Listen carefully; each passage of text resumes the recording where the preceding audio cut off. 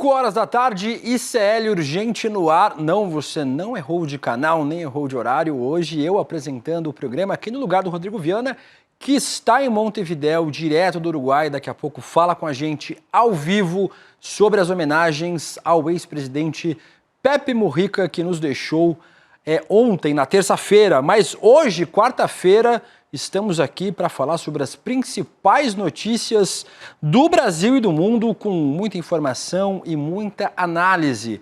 Quem está comigo hoje, nessa quarta-feira, reeditando a dupla de sucesso no Rolê ICL é Laura Couto. Boa tarde, Laura Couto. Tudo bem com você? Boa tarde hoje para você, William. Boa tarde para toda a nossa audiência do ICL Urgente.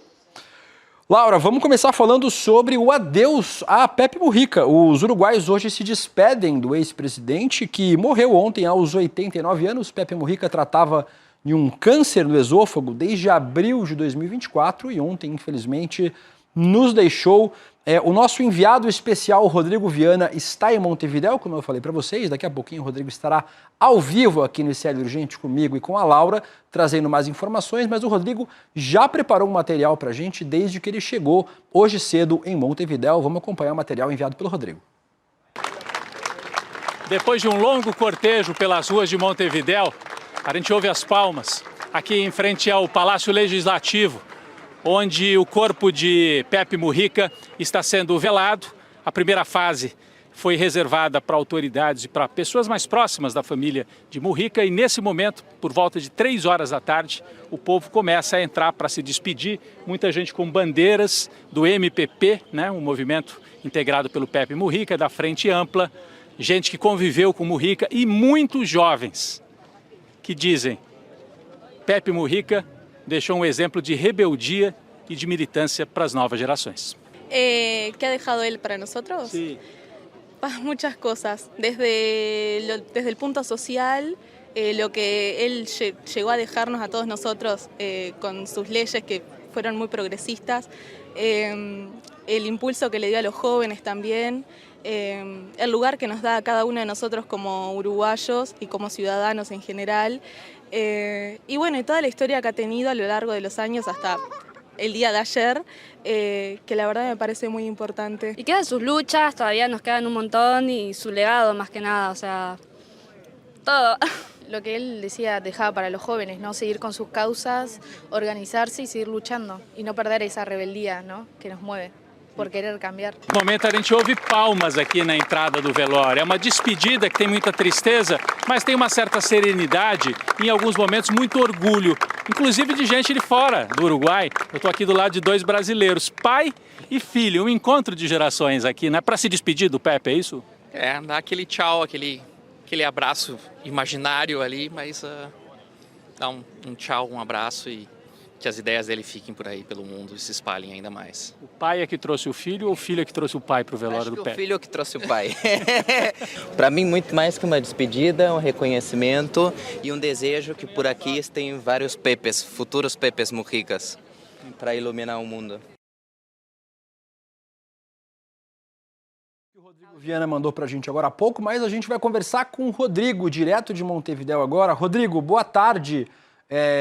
Impressionante as imagens, né? Muita gente em Montevidéu para se despedir do Pepe Mujica, que era um homem muito simples, mas ao mesmo tempo, querendo ou não, acabou virando um ícone político e até um ícone da cultura pop. A gente viu várias camisetas com o rosto do Mujica, frases do ex-presidente. Queria que você falasse um pouco sobre o clima aí em Montevidéu. Rodrigo, boa tarde.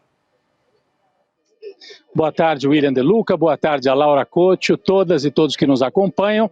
Eu tentei resumir agora há pouco aí nesse material gravado, né? É claro, é sempre um clima de tristeza, velório é tristeza, mas é um homem de quase 90 anos, então eu sinto também aqui no ar uma serenidade, que é típica do Uruguai, sabe? Assim, uma certa calma, uma certa serenidade na despedida de Mujica, até porque ele deixa um exemplo muito forte, né? Poucos políticos conseguiam casar as palavras com as ações, como fez Pepe Mujica. A gente entrevistou aqui jovens, vocês viram aí, 13 estudantes uruguaias, conversamos com essa família, né? Pai e filho brasileiros do Rio Grande do Sul, que vieram também para a despedida. Nesse momento aqui atrás de mim, esta fila que vocês observam, longuíssima fila, William, ela vai seguindo até aquela escadaria que dá acesso ao salão nobre, um salão especial aqui do Palácio Legislativo em Montevidéu, onde o corpo está sendo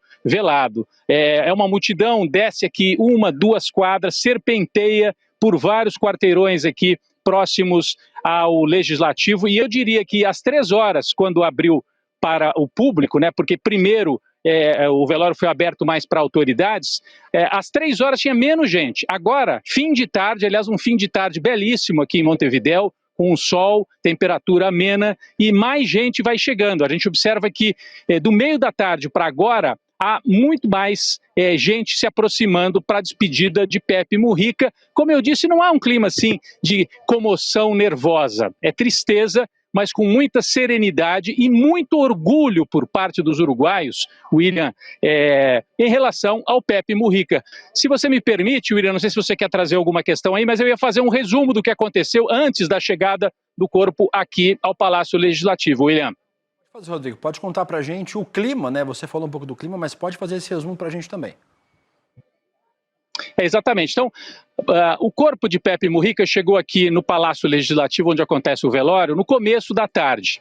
Antes disso, ele percorreu vários pontos importantes da capital uruguaia e, de certa maneira, esse cortejo fúnebre ajudou a contar a história política de Pepe Mujica. Começa o cortejo em frente à sede da Presidência da República, que ele ocupou por 5 anos como presidente, evidentemente. O atual presidente, Yamandu Orsi, que é da mesma linha política de Pepe Mujica, é da Frente Ampla e é do mesmo movimento MPP, Movimento de Participação Popular. Yamandu Orsi, né, fez a despedida ali em frente à sede da presidência. Depois você observa aí as ruas, né, pelas ruas de Montevidéu, um longo cortejo, e ele foi parando, William, em vários pontos que ajudam a contar essa história do Pepe Mujica. Parou na sede do MLN, Movimento de Libertação Nacional Tupamaros. O que era o MLN? Grupo guerrilheiro, do qual fez parte Pepe Mujica nos anos 60, anos 70. Então o corpo parou ali na sede do MLN, que hoje existe, mas é claro, não tem a mesma configuração do passado, até porque estamos em democracia plena aqui no Uruguai.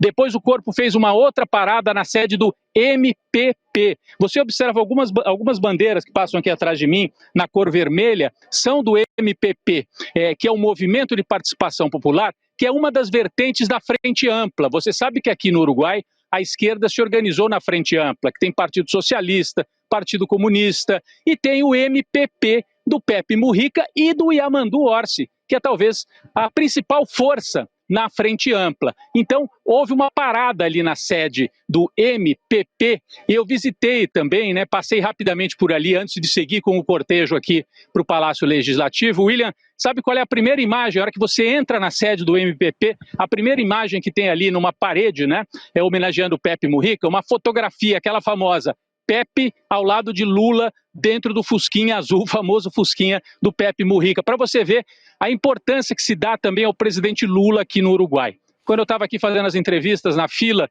muitos uruguaios vinham perguntar, né, para mim e para o nosso cinegrafista, o Israel, cadê o Lula? O Lula vem? Eles querem a presença do presidente Lula, eles dizem, eles eram muito parceiros, muito próximos, e a informação que a gente obteve agora há pouquinho é que o presidente Lula, lá da China, confirmou que vem para o velório de Pepe Mujica. Faz uma parada no Brasil, provavelmente muito rápida, e vem amanhã para o segundo dia do velório, já que o velório começou nesta quarta-feira, mas vai se estender até amanhã, no começo da tarde. William, eu conversei com algumas pessoas aqui, tem conversas muito interessantes, eu vou até dar um spoiler aqui, nós vamos preparar um material especial, uma reportagem especial com o legado do Pepe Mujica. Ele não gostava de falar nessa história de legado, porque ele olhava muito para o presente, para o futuro. Mas ele deixa, sim, muita coisa para os jovens e não só para os jovens. Eu conversei agora há pouco com o Mário Carreira. É um cantor da velha guarda, daquela canção de protesto, canção política aqui do Uruguai. Estava aqui na Senhor já, né? E ele é amigo do Pepe Mujica. E ele me contou o seguinte, 5 dias antes da morte, o Pepe me chamou para ir lá na chácara dele, aqui nos arredores de Montevidéu. Eu fui, fiz a visita. O Pepe estava praticamente se despedindo. E sabe o que ele pediu para mim? Cante, meu amigo, cante para mim. Então, um encontro que eu assim, fiquei tentando imaginar, William, a emoção, né? Um cantor, o Mário Carreira, que é um cantor muito conhecido aqui no Uruguai, ao lado do Pepe Mujica, muito doente, e o ex-presidente pediu que ele cantasse, e então Mário Carreira canta para o ex-presidente e liderança política de toda a América Latina, Pepe Mujica. Segue aqui o velório, a gente vai voltando a qualquer momento com mais informações aqui do Uruguai. 3 dias de luto, né, de luto oficial em Montevidéu, e como eu disse, William, o velório se estende até amanhã, inclusive o Poder Executivo, a presidência aqui do Uruguai, prometeu, enquanto tiver alguém na fila, enquanto tiver um uruguaio ou estrangeiro querendo se despedir, o velório prosseguirá. Mas, a princípio, eles calculam que até amanhã, começo da tarde, seria suficiente para essa despedida de Pepe Mujica. Que, olha a fila imensa, as bandeiras tricolores que às vezes aparecem, o pessoal dizendo aqui, viva Pepe, a moça passando aqui por mim, as bandeiras assim, azul, vermelha e branca, a bandeira azul, vermelha e branca é a bandeira da Frente Ampla, né, que é o partido de Pepe, muito presente aqui também. É isso, a gente trouxe esse material aqui direto de Montevidéu, né, o material gravado também, essas informações ao vivo, e eu volto logo mais, William, no N2, com atualização de notícias e essa despedida do ex-presidente e líder, né, e inspirador de gerações diferentes, Pepe Mujica. William. Rodrigo, eu queria te perguntar sobre a despedida das autoridades políticas do Uruguai. O Uruguai é um dos poucos países da América do Sul onde a gente teve praticamente nenhuma presença da extrema-direita, né? Teve um breve momento onde a direita governou depois da saída do Pepe, mas é um país que ficou imune ao crescimento da extrema-direita, como a Argentina, Paraguai, Chile. Queria que você falasse um pouquinho sobre como é que as lideranças políticas, inclusive de oposição, têm visto aí o legado do Pepe Mujica e têm falado sobre a morte do ex-presidente. É interessante porque o Mujica ajudou a consolidar a ideia democrática no Uruguai, né? É claro, você tem uma direita aqui que não é a direita extremista, é uma direita liberal. O antigo presidente Lacalle Pou é um presidente de direita, mas não é um Bolsonaro, não é um Milei, né? Deu a eleição e passou o mandato com toda a tranquilidade para Yamandu Orsi, que é da Frente Ampla e que é da tradição de esquerda de Pepe Mujica. O Mujica ajudou a consolidar essa ideia. A Frente Ampla é algo muito vitorioso, né? É uma ideia vitoriosa. Olha as bandeiras aqui da Frente Ampla passando pela gente. Essas bandeiras aqui são símbolo da Frente Ampla. É uma ideia muito vitoriosa, né, William? Ela surge nos anos 70, ainda antes da ditadura militar, reunindo todas as forças políticas de esquerda, e depois da ditadura, ex-guerrilheiros como Mujica e como vários outros tupamaros, como eles se intitulavam, aderem à Frente Ampla e dizem, vamos para o combate democrático, né? E aí estabelecem um diálogo, inclusive com a direita tradicional uruguaia. Os dois lados se respeitam e a presença dos presidentes de direita também, dos ex-presidentes de direita do Uruguai, nesta homenagem a Pepe Mujica, Sanguinetti, Lacalle Pou, né? E a Frente Ampla governou por mais tempo nesses últimos anos, 4 mandatos, tá? Está entrando no 4º mandato, foram 3 mandatos seguidos, um mandato de direita do Lacalle Pou e agora o retorno da Frente Ampla com Yamandu Orsi. E o Pepe Mujica dizia, né, vai ser minha última tarefa, passar o bastão e garantir essa vitória, que a gente volte, que a extrema-direita não se instale no Uruguai. E ele conseguiu. Foi a última tarefa, a última grande batalha do Pepe Mujica, travada alguns meses atrás, e o presidente Yamandu Orsi, que ele ajudou a eleger, hoje está homenageando o Mujica aqui dentro. No começo da tarde ele estava ali dentro no Salão Nobre aqui do Palácio Legislativo fazendo esta homenagem, e presidentes e líderes de direita também, o que dá a demonstração do caráter assim de uma democracia consolidada aqui no Uruguai. É diferente, muito diferente o clima em relação ao Brasil e em relação à Argentina, William. Rodrigo Viana, direto de Montevidéu, acompanhando a despedida ao ex-presidente Pepe Mujica. Rodrigo, você volta daqui a pouquinho no N2, junto com a Gabriela Varela e o Chico Sá, meu amigo. Um grande abraço, obrigado pelas informações. Obrigado, William. A gente volta, inclusive, trazendo a fala de Lula né, da China, ele falou sobre Pepe Mujica, prestou a sua homenagem também. A gente vai trazer tudo isso e muito mais daqui a pouquinho no N2. Valeu, William, valeu, Laura, todas e todos que nos acompanham. Seguimos por aqui. Grande abraço, Rodrigo.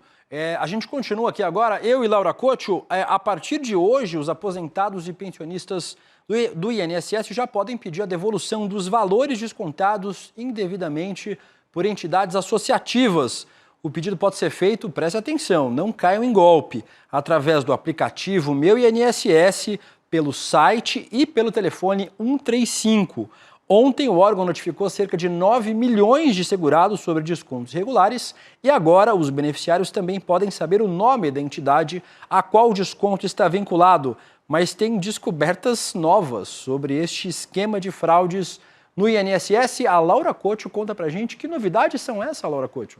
William, segundo a apuração da jornalista Daniela Lima, da Globo News, a expectativa é que na próxima semana o Tribunal de Contas da União abra um novo processo com uma nova frente de investigação no INSS, dessa vez sobre pagamentos indevidos já identificados em mais de 1,3 milhão de benefícios do abono salarial, o que representa, William, para todo mundo que está assistindo a gente, quase 6% de quase todos os abonos salariais pagos pelo INSS. Também foram apontados pagamentos indevidos de seguro-desemprego, William. Vamos falar agora, Laura, sobre o presidente Lula na China. Não teve torta de climão, pelo menos o presidente Lula não serviu a torta.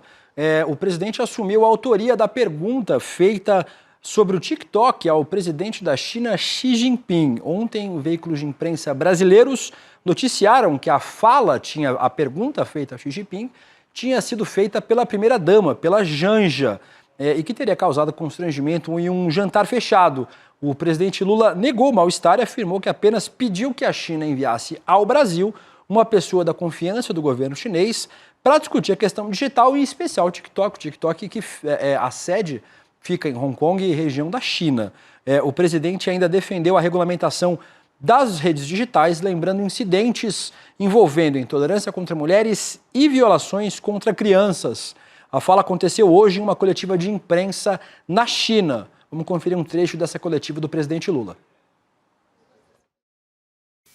Eu que fiz a pergunta, não foi a Janja. Eu que fiz a pergunta.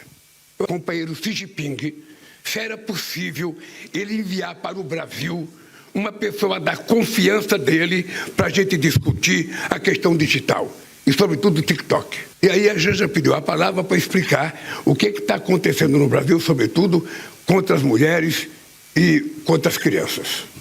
Eu não sei por que alguém achou que isso era novidade e foi falar para a imprensa. Não sei, sinceramente eu não sei. Laura, parece que o presidente Lula ficou muito incomodado com o vazamento da conversa para a imprensa. Você tem mais informações para a gente sobre esse vazamento e sobre o incômodo do presidente. Exatamente, William. O presidente criticou esse vazamento que aconteceu em um jantar fechado com o Xi Jinping e ele usou a palavra pachorra para classificar o que aconteceu. Eu trouxe aqui a fala dele, abre aspas. Eu acho estranho como essa pergunta chegou na imprensa, porque só os meus ministros estavam lá, além do senador Davi Alcolumbre e do deputado Elmar Nascimento. Então alguém teve a pachorra de ligar para alguém e contar uma conversa que teve em um jantar muito confidencial e pessoal. O Lula ainda disse que se algum ministro tivesse se incomodado com a conversa, ele teria autorizado que ele saísse da sala, William.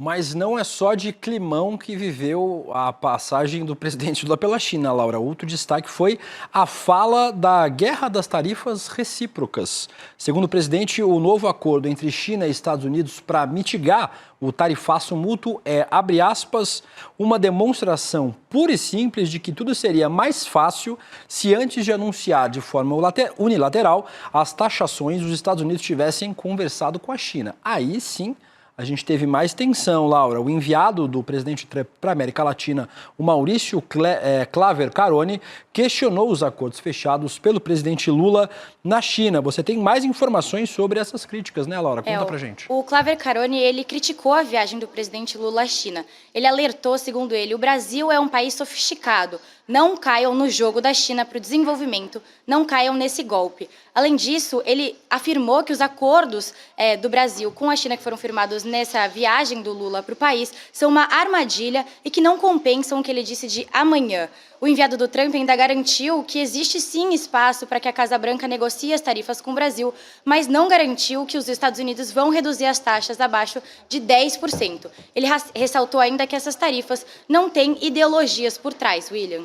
5 horas e 19 minutos. Laura, vamos falar agora sobre CPI das bets. Se jogar uma lona em cima, vira circo.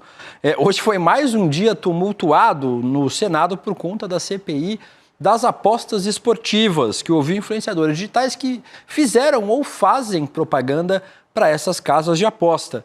Depois da influenciadora Virgínia Fonseca, que teve que fazer selfies com os senadores lá na CPI das bets, hoje foi a vez de Rico Melquiades ser questionado pelos senadores. Ele, vencedor da Fazenda 13, o reality show da Record, e tem mais de 10 milhões de seguidores nas redes sociais.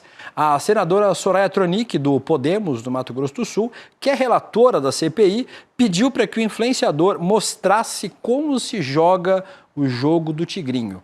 Acompanhem. Aí o Tigrinho soltou a carta. O Tigrinho soltou a carta? Aham. O que é isso? É um ganho. Aí se completar, eu ganho. Se ele completar aqui, eu ganho. Então tá. Completou. Aí eu ganhei R$120. Aí eu paro ou continuo. Aí no caso que eu vou fazer. Foi um grande ganho. Aí eu paro a rodada, pronto. Vamos jogar cobrinha agora? Eu não quero mais jogar. Mas eu gostaria que você nos mostrasse. Não, mas só que aí eu tô induzindo o pessoal a estar jogando. Gente, eu não quero. Eu fiz o ganho, eu não quero mais jogar. Acho curioso ele dizer que estava incentivando as pessoas a jogarem, falando aí na CPI, né? Ele que faz propaganda de casas de apostas, na verdade, incentiva as pessoas nas suas redes sociais. O Rico Melquiades, que foi ouvido pela CPI das bets nessa quarta-feira. Vamos falar agora sobre Bolsonaro. O ex-presidente e réu por tentativa de golpe de Estado também foi ouvido, dessa vez numa entrevista ao portal UOL, entrevista longa, quase 3 horas de entrevista, e Bolsonaro comentou as principais denúncias contra ele, suas reuniões com generais investigados pela PGR e agora réus, além de temas como anistia, fraude no INSS, relação do Brasil com a China e outros assuntos. A gente trouxe aqui alguns destaques dessa entrevista. Vamos começar com o Bolsonaro falando sobre pena de morte. Abre aspas, para mim é pena de morte, no caso ser condenado pelo STF. Política e física. Entendo que não tenho mais condições de encarar um presídio, na situação que estão essas pessoas humildes aí, presas sem crimes. Bolsonaro também falou sobre Mauro Cid, diz Bolsonaro. Abre aspas, ele foi torturado, não vou dizer que ele mentiu. Chegou o ponto do Alexandre de Moraes interrogar o Mauro Cid e ele falar, olha o teu pai, tua esposa, olha a tua filha. Você pode fazer delação nessas circunstâncias? Acho curioso, Laura Couto, que o Bolsonaro já falou publicamente algumas vezes sobre defender tortura. O Bolsonaro defendeu publicamente tortura de investigados, de pessoas suspeitas de cometer crimes, mas agora acha que perguntas feitas por um ministro do STF seriam tortura, Laura Couto. Você tem mais destaques, além desses dois que eu trouxe aí do Bolsonaro. Pois é, William, mas não dá para esperar nada do Bolsonaro, né? Eu trouxe aqui mais alguns absurdos que ele disse. Ele responsabilizou a esquerda pelos atos do 8 de janeiro e acusou o ministro Alexandre de Moraes de perseguição. Vou ler aqui o primeiro trecho. Ele disse, abre aspas, com Moraes parece uma coisa mais pessoal. Eu não consigo entender essa gana persecutória. Ele está comendo etapas para ver se o julgamento acontece em agosto ou setembro. Eu costumo dizer, se sou tão culpado assim, por que não conseguir o devido processo legal? O Bolsonaro, como eu disse, também culpou a esquerda pelo 8 de janeiro. Ele disse, um dos crimes que estou enquadrado é depredação de patrimônio. Como é que posso depredar patrimônio se eu estava na Disney? Onde o Lula estava no 8 de janeiro, estava em Araraquara. O que ele estava fazendo em Araraquara? Ficar fora do teatro que foi armado em Brasília. Nada mais do que isso, William. Na verdade, só ajudando a desmentir, né, Laura, as fake news, o presidente Lula estava visitando Araraquara, que tinha sido atingido por fortes enchentes nos dias anteriores e por isso estava visitando a cidade, que inclusive o prefeito à época era o Edinho Silva, cotado a ser o próximo presidente do Partido dos Trabalhadores. Além disso, Laura, a defesa do Bolsonaro também teve destaque nessa quarta-feira. Os advogados do ex-presidente solicitaram ao ministro Alexandre de Moraes o cancelamento das audiências de testemunhas no processo que investiga a participação do Bolsonaro em uma suposta tentativa de golpe de Estado. As testemunhas começariam a ser ouvidas na próxima segunda-feira, dia 19. A defesa requisitou o cancelamento das oitivas, alegando a necessidade de mais tempo para análise detalhada dos documentos. Segundo advogados do ex-presidente, a equipe de defesa ainda não teve acesso integral às provas. Falando ainda sobre golpistas, temos mais alguns minutos de programa para falar sobre Hugo Motta. O presidente da Câmara dos Deputados criticou o STF nessa quarta-feira porque o Supremo derrubou a decisão da Câmara dos Deputados sobre o deputado Alexandre Ramagem, num julgamento virtual, no qual participaram 5 ministros do Supremo. Para quem não lembra, na semana passada, o STF derrubou uma decisão da Câmara de suspender a investigação contra Alexandre Ramagem no inquérito da tentativa de golpe, e muitos juristas acreditam que essa tentativa acabaria derrubando o processo inteiro e não só o processo contra o Ramagem. Então seria aí uma saída de anistia para o Bolsonaro, para os generais e para os demais investigados. Laura Couto, você tem mais informações aí sobre essa fala, pelo menos complicada, de Hugo Motta. William, Hugo Motta afirmou que a Câmara recorreu da decisão da primeira turma do STF, pedindo que o caso fosse analisado pelo plenário físico e com os 11 ministros. O Motta disse ter comunicado o presidente do STF, Luiz Roberto Barroso, pessoalmente em Nova York, onde os dois cumprem agendas nesta Brazilian Week. Mesmo assim, o Motta negou que o recurso signifique um embate entre a Câmara e o Supremo e afirmou que os dois poderes têm uma boa relação, marcada por diálogo e respeito, William. Aparentemente, hoje aqui no Urgente, Laura, a gente tem uma editoria de golpistas, né? Vamos falar sobre mais um deles, golpistas e bolsonaristas, né, para ser justo. Vamos falar sobre o Rodrigo Manga, sobre o prefeito de Sorocaba. O Ministério Público tornou réu o prefeito, a Justiça de São Paulo acatou a denúncia do Ministério Público e tornou réu o prefeito de Sorocaba, o Rodrigo Manga, do Republicanos, muito popular nas redes sociais por fazer vídeos para o TikTok, para o Instagram, para as redes sociais. Ele virou réu por improbidade administrativa. A ação apura suspeitas de superfaturamento na compra de lousas digitais. E não é essa a única denúncia contra o Manga. Tem uma série de denúncias que estão tramitando na Justiça contra o prefeito de Sorocaba. O ex-secretário de Educação do município, Márcio Carrara, também é alvo da decisão. Laura Couto, será que vai ter vídeo no TikTok do Rodrigo Manga falando sobre ter virado réu por improbidade administrativa? Eu não duvido nada, William. Não duvido nada que o Manga publique algum vídeo falando sobre isso. Mas vou trazer alguns detalhes sobre o que aconteceu. A ação contra o Rodrigo Manga diz respeito à compra de 1.188 lousas digitais em 2021. Quando o Manga estava no seu primeiro mandato como prefeito de Sorocaba. De acordo com o documento da investigação, a cada R$4 gastos na aquisição do material, R$1 teria sido superfaturado. Para você ter uma noção, para todo mundo que está nos assistindo, enquanto em Sorocaba cada lousa custou R$26 mil, outra cidade pagou R$16 mil pelo mesmo produto para a mesma empresa. O contrato custou no total R$46 milhões. Os promotores do Ministério Público de São Paulo pediram o bloqueio dos bens do prefeito Rodrigo Manga. William. O William, viu? O Rodrigo é o outro. Tô brincando, é que é muito Rodrigo, né, Laura? Rodrigo Manga, Rodrigo Viana, mas tudo bem. Eu vou te perdoar. Vamos falar sobre mais golpista, Laura Couto? Vamos falar sobre o Oswaldo Eustáquio. A AGU vai recorrer à decisão da Audiência Nacional da Espanha, que negou pela segunda vez a extradição do blogueiro bolsonarista e contumaz divulgador de notícias falsas, Oswaldo Eustáquio Filho. A Justiça Espanhola já tinha rejeitado o primeiro recurso do governo brasileiro em abril, alegando que o pedido era improcedente. Dessa vez, a Justiça Espanhola alegou que o Brasil não recorreu no prazo oportuno. Por enquanto, o Rodrigo Eustáquio, você viu, Laura? Eu fui te criticar, acabou chegando em mim. O Oswaldo Eustáquio aparentemente vai continuando foragido na Espanha da Justiça Brasileira, Laura. Pois é, a AGU ressaltou que deve-se adotar todas as medidas cabíveis para permitir a extradição do Oswaldo Eustáquio para o Brasil. O órgão vai entrar com um recurso através de um advogado que vai ser contratado na Espanha pelo Itamaraty para representar os interesses do Brasil no processo. Agora, vale lembrar que o blogueiro Oswaldo Eustáquio ele possui um pedido de prisão e ele está foragido do Brasil desde dezembro de 2022, né, William? É isso, Laura. Enquanto isso, ele vai ficando foragido na Espanha, longe das garras da justiça brasileira. Tem muito brasileiro golpista, inclusive, foragido nos Estados Unidos, na Espanha. Vamos torcer para que eles venham enfrentar aqui as consequências das suas ações. Laura Couto, muito obrigado pela companhia hoje. Hoje, amanhã e sexta-feira estaremos juntos aqui no ICL Urgente, eu, você e nossa audiência. Eu que agradeço, Will. Tchau, tchau. Até amanhã. Vou aproveitar, antes da gente chamar o N2 com a Gabriela Varela e o Chico Sá, que está belíssimamente vestido, como vocês viram atrás aí da Laura Couto. A gente tem a segunda turma da pós-graduação do ICL. Vocês sabem, eu sou aluno aqui da pós-graduação do ICL, então seja meu calouro aqui na segunda turma, já que eu sou aluno da primeira turma da nossa pós.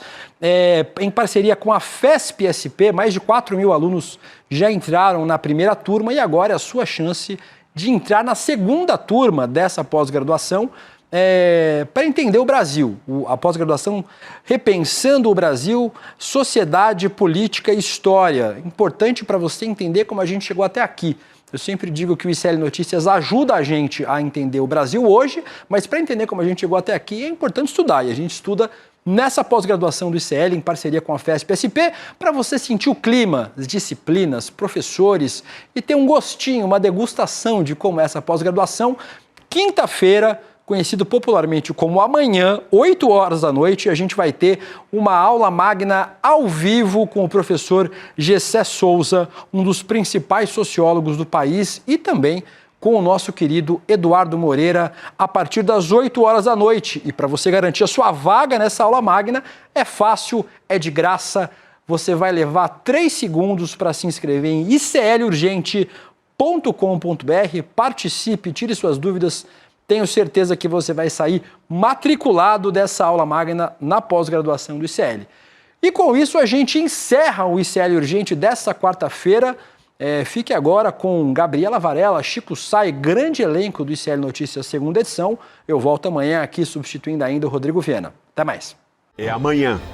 A aula inaugural da segunda turma da pós-ICL acontece dia 15 de maio, às 20 horas. É comigo, Gessé Souza. Vamos discutir com profundidade as raízes do nosso atraso, desmontar mitos e revelar como as elites constroem narrativas para manter os seus privilégios. Vai ser forte.